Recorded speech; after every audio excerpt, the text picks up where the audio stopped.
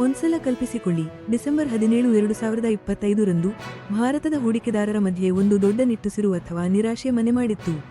ಯಾಕಂದ್ರೆ ICICI prudential AMC IPO ಹಂಚಿಕೆ ಅಂತಿಮವಾಗಿ ಘೋಷಣೆಯಾಗಿ ಸಾವಿರಾರು ಆಕಾಂಕ್ಷಿ ಅರ್ಜಿದಾರರ ಭವಿಷ್ಯ ನಿರ್ಧಾರ ಆಗ್ಬಿಡ್ತು. ಹಲವು ವಾರಗಳಿಂದ ಈ ಅತಿದೊಡ್ಡ ಸಾರ್ವಜನಿಕ ಕೊಡುಗೆಯ ಬಗ್ಗೆ ತೀವ್ರ ಕುತೂಹಲ ಮನೆ ಮಾಡಿತ್ತು. ವರ್ಷದ ಅತಿದೊಡ್ಡ ಅವುಗಳಲ್ಲಿ ಒಂದಾದ ಇದು ಬರೋಬ್ಬರಿ 10,602 ಕೋಟಿ ರೂಪಾಯಿ ಮೌಲ್ಯದ್ದಾಗಿತ್ತು. ಘೋಷಣೆಯ ಸಮಯ ಸಮೀಪಿಸುತ್ತಿದ್ದಂತೆ ಒಂದು ದೊಡ್ಡ ಡಿಜಿಟಲ್ ರಶ್ ಶುರುವಾಯಿತು. ಅನುಭವಿ ಹೂಡಿಕೆದಾರರಿಂದ ಹಿಡಿದು ಇದೇ ಮೊದಲ ಬಾರಿಗೆ ಹಣ ಹಾಕೋರಿಗ್ಲೂ ಎಲ್ಲರೂ ಆನ್ಲೈನ್ ಪೋರ್ಟಲ್ಗಳ ಮೇಲೆ ಮುಗಿಬಿದ್ರು. ಅಧಿಕೃತ ರಿಜಿಸ್ಟ್ರಾರ್ ಕೆಫಿನ್ಟೆಕ್ ಜೊತೆಗೆ ಬಿಎಸ್ಇ ಮತ್ತು ಎನ್ಎಸ್ಇ ವೆಬ್ಸೈಟ್ಗಳು ಈ ಭಾರಿ ಹುಡುಕಾಟದ ಹಾಟ್ಸ್ಪಾಟ್ಗಳಾಗಿದ್ದವು. ICICI prudential AMC IPO allotment status, ICICI AMC IPO allotment status can be checked online ಅಂತೆಲ್ಲ ಸರ್ಚ್ ಮಾಡೋರ ಸಂಖ್ಯೆ ಏರಿಕೆ ಕಂಡಿತ್ತು. ಇದು ಎಲ್ಲರಿಗೂ ಕಾಣಿಸ್ತಿದ್ದ ಒಂದು ಭಾರಿ ಆತಂಕ ಮತ್ತೆ ಕುತೂಹಲವನ್ನ ಪ್ರತಿಬಿಂಬಿಸ್ತಿತ್ತು. ಇದು ಬರೀ ಸ್ಟೇಟಸ್ ಚೆಕ್ ಮಾಡೋ ವಿಚಾರ ಆಗಿರಲಿಲ್ಲ. ತಮ್ಮ ಪೋರ್ಟ್ಫೋಲಿಯೋಗೆ ಭಾರತದ ಆರ್ಥಿಕ ಭವಿಷ್ಯದ ಒಂದು ಪಾಲು ಸಿಕ್ಕಿದೆಯಾ ಅಂತ ಕಂಡುಕೊಳ್ಳೋ ಸಮಯ ಆಗಿತ್ತು. ಈ ಹೋದ ಭಾರಿ ಗಾತ್ರ ಮತ್ತು ಹಂಚಿಕೆ ಪ್ರಕ್ರಿಯೆ ಡಿಜಿಟಲ್ ಆಗಿ ತಕ್ಷಣ ನಡೆಯುತ್ತಿದ್ದರಿಂದ ಒಂದು ಸಾಮಾನ್ಯ ಹಣಕಾಸು ಘಟನೆ ಕೋಟ್ಯಾಂತರ ಜನರಿಗೆ ಹೈಸ್ಟೇಕ್ಸ್ ಕ್ಷಣವಾಗಿ ಬದಲಾಯಿತು. ತಮ್ಮ ಹೂಡಿಕೆ ಕನಸುಗಳು ನಿಜವಾಗಿದೆಯಾ ಅಂತ ನೋಡೋಕೆ ಎಲ್ಲರೂ ಕಾತುರರಾಗಿದ್ರು. ಹಾಗಿದ್ರೆ ಈ ನಿರ್ದಿಷ್ಟ ಐಪಿಒ ಹೂಡಿಕೆದಾರರ ಗಮನವನ್ನು ಅಷ್ಟೊಂದು ಯಾಕೆ ಸೆಳೆಯಿತು? ಮತ್ತೆ ಇದರಲ್ಲಿ ಭಾಗವಹಿಸಿದವರಿಗೆ ಈ ಫಲಿತಾಂಶದ ಅರ್ಥವೇನು? ಈ ಹಣಕಾಸಿನ ಬಿರುಗಾಳಿಯ ಮಧ್ಯೆ ICICI Prudential asset management company ನಿಂತಿತ್ತು. ಇದು ಭಾರತದ ಅಸೆಟ್ ಮ್ಯಾನೇಜ್ಮೆಂಟ್ ಕ್ಷೇತ್ರದಲ್ಲಿ ದೊಡ್ಡ ಹೆಸರನ್ನು ಗಳಿಸಿರುವ ಒಂದು ಪ್ರಮುಖ ಕಂಪನಿ. ಐಸಿಐಸಿಐ ಪ್ರುಡೆನ್ಷಿಯಲ್ ಲೈಫ್ ಇನ್ಶೂರೆನ್ಸ್ನ ಪ್ರಮುಖ ಅಂಗಸಂಸ್ಥೆಯಾದ ಕಾರಣ ಇದರ ಮಾರುಕಟ್ಟೆ ಪ್ರವೇಶ ಕೇವಲ ಕಂಪನಿಗಷ್ಟೇ ಅಲ್ಲದೆ ಅದು ಪ್ರತಿನಿಧಿಸುವ ವಿಶಾಲವಾದ ಹಣಕಾಸು ವ್ಯವಸ್ಥೆಗೂ ತುಂಬಾ ಮಹತ್ವ ಪಡೆದಿತ್ತು. ಒಟ್ಟು 10,602 ಕೋಟಿ ರೂಪಾಯಿಗಳ ಈ ಬೃಹತ್ ಐಪಿಒ ಸುಸ್ಥಾಪಿತ ಹಣಕಾಸು ಸಂಸ್ಥೆಗಳ ಮೇಲೆ ಹೂಡಿಕೆದಾರರಿಗಿರುವ ಆಸಕ್ತಿಯನ್ನು ಬಳಸಿಕೊಳ್ಳುವ ಉದ್ದೇಶದಿಂದ ರೂಪಿಸಲಾಗಿತ್ತು. ಅರ್ಜಿ ಸಲ್ಲಿಕೆಯಿಂದ ಹಿಡಿದು ಷೇರು ಹಂಚಿಕೆಯವರೆಗಿನ ಇಡೀ ಪ್ರಕ್ರಿಯೆಯನ್ನು ಡಿಜಿಟಲ್ ಮಾಧ್ಯಮಗಳ ಮೂಲಕ ಬಹಳ ಸೂಕ್ಷ್ಮವಾಗಿ ನಿರ್ವಹಿಸಲಾಯಿತು. ಕೆಫಿನ್ಟೆಕ್ ರಿಜಿಸ್ಟ್ರಾರ್ ಆಗಿ ಪ್ರಮುಖ ಪಾತ್ರ ವಹಿಸಿತು. ಹೂಡಿಕೆದಾರರಿಗೆ ತಮ್ಮ ಷೇರು ಹಂಚಿಕೆಯ ಸ್ಥಿತಿಯನ್ನು ಪರಿಶೀಲಿಸಲು ಇದು ಮುಖ್ಯ ಹೆಬ್ಬಾಗಿಲಾಗಿತ್ತು. ಇದೇ ವೇಳೆ ಮುಂಬೈನ ಬಾಂಬೆ ಸ್ಟಾಕ್ ಎಕ್ಸ್ಚೇಂಜ್ ಬಿಎಸ್ಇ ಮತ್ತು ನ್ಯಾಷನಲ್ ಸ್ಟಾಕ್ ಎಕ್ಸ್ಚೇಂಜ್ ಎನ್ಎಸ್ಇಗಳನ್ನು ಲಿಸ್ಟಿಂಗ್ ಎಕ್ಸ್ಚೇಂಜ್ಗಳೆಂದು ಗುರುತಿಸಲಾಗಿತ್ತು. ಇದು ಕಂಪನಿಯ ಸಾರ್ವಜನಿಕ ವಹಿವಾಟು ಆರಂಭಕ್ಕೆ ವೇದಿಕೆ ಕಲ್ಪಿಸಿತು. ಜೆರೋಧಾ ಮತ್ತು ಐಸಿಐಸಿಐ ಡೈರೆಕ್ಟ್ನಂತಹ ಬ್ರೋಕರೇಜ್ ಪ್ಲಾಟ್ಫಾರ್ಮ್ಗಳು ಕೂಡ ತಮ್ಮ ಗ್ರಾಹಕರಿಗೆ ಅರ್ಜಿ ಸಲ್ಲಿಕೆ ಮತ್ತು ಸ್ಟೇಟಸ್ ಚೆಕ್ ಪ್ರಕ್ರಿಯೆಗಳನ್ನು ಸುಲಭಗೊಳಿಸಿ ತಡೆರಹಿತ ಪ್ರವೇಶವನ್ನು ಕಲ್ಪಿಸಿದವು. ಈ ಡಿಜಿಟಲ್ ಮೊದಲು ವಿಧಾನವು ಭಾರತದ ಹಣಕಾಸು ಮಾರುಕಟ್ಟೆಗಳು ಎಷ್ಟು ಆಧುನೀಕರಣಗೊಂಡಿವೆ ಎಂಬುದನ್ನು ತೋರಿಸಿಕೊಟ್ಟಿತು. ಇದರಿಂದ ಭಾಗವಹಿಸುವುದು ಹೆಚ್ಚು ಸುಲಭವಾಯಿತು, ಆದರೆ ಹಂಚಿಕೆಯ ಫಲಿತಾಂಶದ ಕುತೂಹಲವೂ ಅಷ್ಟೇ ಹೆಚ್ಚಾಯಿತು. ಇಷ್ಟು ದೊಡ್ಡ ಪ್ರಮಾಣದ ಐಪಿಒ ಮತ್ತು ಅದರ ಡಿಜಿಟಲ್ ದಕ್ಷತೆಯ ಕಾರ್ಯನಿರ್ವಹಣೆ ಭಾರತದ ಬಂಡವಾಳ ಮಾರುಕಟ್ಟೆಗಳು ಎಷ್ಟು ಪ್ರಬುದ್ಧವಾಗಿ ಬೆಳೆದಿವೆ ಎಂಬುದನ್ನು ಎತ್ತಿ ತೋರಿಸಿತು. ದೇಶದ ಆರ್ಥಿಕ ಬೆಳವಣಿಗೆಯ ಕಥೆಯಲ್ಲಿ ಪಾಲ್ಗೊಳ್ಳಲು ಕಾತರರಾಗಿದ್ದ ಅನೇಕ ಹೂಡಿಕೆದಾರರನ್ನು ಇದು ಆಕರ್ಷಿಸಿತು. ಹಂಚಿಕೆ ಫಲಿತಾಂಶಗಳು ಹೊರಬೀಳುತ್ತಿದ್ದಂತೆ ಮಾರುಕಟ್ಟೆಯ ಗಮನ ಸೆಳೆದ ಇನ್ನೊಂದು ಮುಖ್ಯ ವಿಷಯ ಅಂದ್ರೆ ಗ್ರೇ ಮಾರ್ಕೆಟ್ ಪ್ರೀಮಿಯಂ. ಅದನ್ನೇ ನಾವು ಜಿಎಂಪಿ ಅಂತಾನೂ ಕರಿತೀವಿ.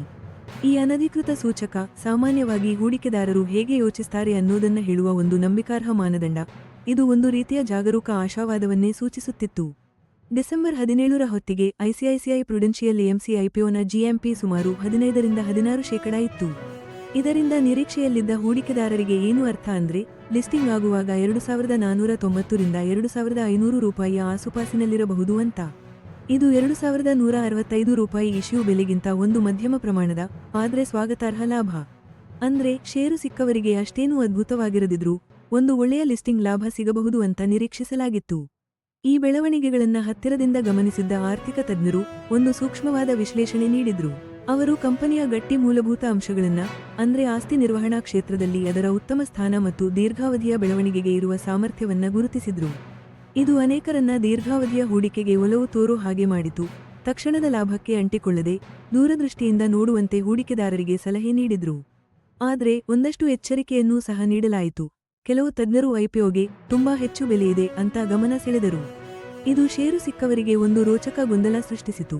ಲಿಸ್ಟಿಂಗ್ ಆಗಿ ಬಂದ ಲಾಭದಲ್ಲಿ ತಕ್ಷಣ ಹಣ ಮಾಡಬೇಕಾ ಅಥವಾ ಮುಂದೆ ಇನ್ನಷ್ಟು ದೊಡ್ಡ ಲಾಭಕ್ಕಾಗಿ ಹಿಡಿದಿಟ್ಟುಕೊಳ್ಳಬೇಕಾ? ಜಿಎಂಪಿ ಅಧಿಕೃತವಲ್ಲದಿದ್ದರೂ ಮಾರುಕಟ್ಟೆಯ ತಕ್ಷಣದ ನಿರೀಕ್ಷೆಗಳ ಬಗ್ಗೆ ಒಂದು ಸ್ಪಷ್ಟವಾದ ಸುಳಿವು ನೀಡಿತು. ಇದು ಷೇರು ಪಡೆದವರಲ್ಲಿ ಇನ್ನಷ್ಟು ಊಹಾಪೋಹಗಳಿಗೆ ಮತ್ತೆ ಮುಂದಿನ ಸ್ಟ್ರಾಟಜಿ ಪ್ಲಾನ್ಗಳಿಗೆ ದಾರಿ ಮಾಡಿಕೊಟ್ಟಿತು. ಸಾವಿರಾರು ಜನ ಅರ್ಜಿ ಹಾಕಿ ಕಾಯ್ತಾ ಇದ್ರು. ಆ ಹಂಚಿಕೆ ಫಲಿತಾಂಶ ಬಂದಾಗ ಅದು ಒಂದ್ ರೀತಿ ಸತ್ಯದ ಕ್ಷಣವೇ ಆಗಿತ್ತು. ಜನ ಎರಡು ಗುಂಪುಗಳಾದ್ರೂ, ಷೇರು ಸಿಕ್ಕಿ ಖುಷಿ ಪಟ್ಟವರು ಮತ್ತೆ ಸಿಗದೆ ಬೇಸರಗೊಂಡವರು. ಇನ್ನು ಯಾರಿಗೆಲ್ಲ ಈ ಷೇರು ಸಿಕ್ಕಿತ್ತು ಅಂಥವರಿಗೆ ಮುಂದಿನ ಹಂತಗಳು ತುಂಬಾನೇ ವೇಗವಾಗಿ ನಡೆದವು, ಜೊತೆಗೆ ತುಂಬಾ ಮುಖ್ಯ ಕೂಡ ಆಗಿದ್ವು. ಡಿಸೆಂಬರ್ 18 ಅಂದ್ರೆ ಹಂಚಿಕೆ ಪಕ್ಕಾ ಆದ ಮರುದಿನ ಷೇರು ಸಿಗದವರಿಗೆ ರೀಫಂಡ್ ಶುರುವಾಯಿತು. ಮತ್ತೆ ಇದಕ್ಕಿಂತ ಮುಖ್ಯವಾಗಿ ಷೇರು ಸಿಕ್ಕವರಿಗೆ ಡಿಮ್ಯಾಟ್ ಖಾತೆಗೆ ಷೇರುಗಳು ಜಮಾ ಆದವು. ಈ ತಕ್ಷಣದ ಆರ್ಥಿಕ ವ್ಯವಹಾರ ಐಪಿಒ ಎಷ್ಟು ಪರಿಣಾಮಕಾರಿ ಅಂತ ತೋರಿಸ್ತು. ಗ್ರೇ ಮಾರ್ಕೆಟ್ ಪ್ರೀಮಿಯಂ ಜಿಎಂಪಿ ಲೆಕ್ಕಾಚಾರದ ಪ್ರಕಾರ 15ರಿಂದ 16% ಲಿಸ್ಟಿಂಗ್ ಲಾಭ ಸಿಗುತ್ತೆ ಅಂತ ನಿರೀಕ್ಷಿಸಲಾಗಿತ್ತು. ಅಂದ್ರೆ ಷೇರು ಸಿಕ್ಕವರಿಗೆ ಇದೊಂದು ದೊಡ್ಡ ಲಿಸ್ಟಿಂಗ್ ಪಾಪ್ ಆಗಿ ಮೂಡಿಬಂತು. ಇದು ಬರೀ ಮಾತಿಗಷ್ಟೇ ಸೀಮಿತವಾಗಿರಲಿಲ್ಲ. ಅರ್ಜಿ ಪ್ರಕ್ರಿಯೆಯನ್ನ ಯಶಸ್ವಿಯಾಗಿ ಮುಗಿಸಿದವರಿಗೆ ಬರೋಬ್ಬರಿ 1,500ರಿಂದ 1,700 ಕೋಟಿ ರೂಪಾಯಿ ಮೌಲ್ಯದ ಹಣ ಸಿಕ್ಕಿದಂತೆಯೇ ಆಗಿತ್ತು. ನಿಮ್ಮ ಡಿಜಿಟಲ್ ಪೋರ್ಟ್ಫೋಲಿಯೋದಲ್ಲಿ ಆ ಷೇರುಗಳು ಕಾಣಿಸಿಕೊಂಡಾಗ ದೊಡ್ಡ ಲಾಭ ಕೈಗೆ ಸಿಗೋಕೆ ತಯಾರಾಗಿದೆ ಅಂತ ಗೊತ್ತಾಗಿ ಎಷ್ಟು ಖುಷಿಯಾಗಿರುತ್ತೆ ಊಹಿಸಿಕೊಳ್ಳಿ. ಆದರೆ ಷೇರು ಸಿಗದವರಿಗೆ ಡಿಸೆಂಬರ್ 18 ರೀಫಂಡ್ ಆಗಿ ಒಂದು ಸಮಾಧಾನ ತಂದರೂ ಮತ್ತೊಂದೆಡೆ ದೊಡ್ಡ ಅವಕಾಶ ಕೈತಪ್ಪಿದ ನೋವನ್ನು ಸಹ ತಂದಿತ್ತು. ಈ ಎಲ್ಲ ಪ್ರಕ್ರಿಯೆಗಳು ಅಂದ್ರೆ ಸ್ಟೇಟಸ್ ಚೆಕ್ ಮಾಡುವುದು, ಷೇರು ಜಮಾ ಆಗುವುದು ಅಥವಾ ರೀಫಂಡ್ ಸಿಗುವುದು, ಇವೆಲ್ಲ ಒಂದು ರೀತಿಯ ತುರ್ತು ಸೃಷ್ಟಿಸಿದುವು. ಇದು ಸರ್ಚ್ ವಾಲ್ಯೂಮ್ಸ್ ಅನ್ನ ವಿಪರೀತ ಹೆಚ್ಚಿಸಿತು ಮತ್ತೆ ಐಪಿಒ ಜನರ ಮನಸ್ಸಿನಲ್ಲಿ ಗಟ್ಟಿಯಾಗಿ ನಿಲ್ಲುವಂತೆ ಮಾಡಿತು. ಅಂತಿಮವಾಗಿ ಇದರಿಂದ ಪ್ರತಿಯೊಬ್ಬರಿಗೂ ಉಂಟಾದ ನಿಜವಾದ ಆರ್ಥಿಕ ಪರಿಣಾಮವನ್ನ ಎತ್ತಿ ಹಿಡಿಯಿತು. ಒಬ್ಬೊಬ್ಬ ಹೂಡಿಕೆದಾರರಿಗೆ ಆಗುವ ಲಾಭ ನಷ್ಟದ ಹೊರತಾಗಿ ಐಸಿಐಸಿಐ ಪ್ರುಡೆನ್ಷಿಯಲ್ ಎಎಂಸಿ ಐಪಿಒ ಭಾರತದ ಹಣಕಾಸು ಜಗತ್ತಿನ ಮೇಲೆ ದೊಡ್ಡ ಪರಿಣಾಮ ಬೀರುತ್ತೆ. ಈ ಬ್ಲಾಕ್ಬಸ್ಟರ್ ಐಪಿಒ ಅಸೆಟ್ ಮ್ಯಾನೇಜ್ಮೆಂಟ್ ಸಂಸ್ಥೆಗಳಿಗೆ ಮಾರುಕಟ್ಟೆಯಲ್ಲಿ ದೊಡ್ಡ ಬೇಡಿಕೆ ಇದೆ ಅಂತ ತೋರಿಸುತ್ತೆ. ಯಾಕಂದ್ರೆ ಭಾರತದ ಮ್ಯೂಚುಯಲ್ ಫಂಡ್ ಕ್ಷೇತ್ರ ಈಗ ಭಾರಿ ವೇಗದಲ್ಲಿ ಬೆಳೆಯುತ್ತಿದೆ. ಈ ಐಪಿಒ ಯಶಸ್ಸು 2025ರ ಬೇರೆ ಐಪಿಒಗಳಿಗೆ ಒಂದು ಗಟ್ಟಿ ಬೆಂಚ್ಮಾರ್ಕ್ ಆಗಲಿದೆ. ಇದರಿಂದ ಬೇರೆ ಕಂಪನಿಗಳು ಪಬ್ಲಿಕ್ ಮಾರುಕಟ್ಟೆಗೆ ಬರಲು ದಾರಿ ಸಿಗಬಹುದು. ಇದಲ್ಲದೆ ಎಕ್ಸ್ಚೇಂಜ್ಗಳಲ್ಲಿ ಐಸಿಐಸಿಐ ಪ್ರುಡೆನ್ಷಿಯಲ್ ಎಎಂಸಿ ಹೇಗೆ ಪರ್ಫಾರ್ಮ್ ಮಾಡುತ್ತೆ ಅನ್ನೋದರ ಮೇಲೆ, ಇಡೀ ಐಸಿಐಸಿಐ ಬ್ಯಾಂಕ್ ಇಕೋಸಿಸ್ಟಮ್ನ ವ್ಯಾಲ್ಯೂಯೇಷನ್ ಮೇಲೆ ಖಂಡಿತ ಪರಿಣಾಮ ಬೀರುತ್ತೆ. ಯಾಕಂದ್ರೆ ಇದು ಬ್ಯಾಂಕಿನ ಒಂದು ಮುಖ್ಯ ಅಂಗಸಂಸ್ಥೆ. ಡಿಸೆಂಬರ್ 19, 2025ರ ಲಿಸ್ಟಿಂಗ್ ಡೇಟ್ ಹತ್ತಿರ ಬರ್ತಿದ್ದಂತೆ ಎಲ್ಲರ ಕಣ್ಣು ಸ್ಟಾಕ್ನ ಮೊದಲ ದಿನದ ಪರ್ಫಾರ್ಮೆನ್ಸ್ ಮೇಲೆ ಇರಲಿದೆ. ಇದು ಜಿಎಂಪಿ ಗ್ರೇ ಮಾರ್ಕೆಟ್ ಪ್ರೀಮಿಯಂ ನಿರೀಕ್ಷೆಗಳನ್ನು ತಲುಪುತ್ತಾ ಅಥವಾ ಅದನ್ನು ಮೀರಿ ಹೋಗುತ್ತಾ? ತಜ್ಞರು ಹೇಳಿದ ರಿಚ್ ವ್ಯಾಲ್ಯೂಯೇಷನ್ಗಳು ಅಡ್ಡಿಯಾಗುತ್ತಾ ಅಥವಾ ಕಂಪನಿಯ ಸ್ಟ್ರಾಂಗ್ ಫಂಡಮೆಂಟಲ್ಸ್ ಅದನ್ನ ನಿರಂತರ ಬೆಳವಣಿಗೆಯತ್ತ ಕೊಂಡೊಯ್ಯುತ್ತಾ?